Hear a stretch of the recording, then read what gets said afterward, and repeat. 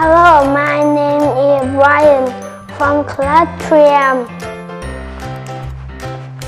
Hi, I'm Ron from class TT and this is Ruby. Hi, we are students at Mensa school. Welcome to our channel. Today we will give you instructions and functions how to make natural hope. Before we start, let's see how Mensa students solve the problem. Okay, let's go. Please look at the screen. What are they doing? They are using the EDP to solve this problem. What is the EDP?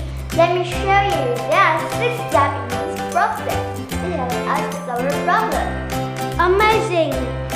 Firstly, ask. What is the problem to solve? How can we solve it? Imagine, let's stop and do a solution. Plan, write, and make material list. What is the next step, right? Lab, create, and remember to follow the design. Yeah. Who will check how this is work? This is meet the criteria. Finally, it does not work as design only.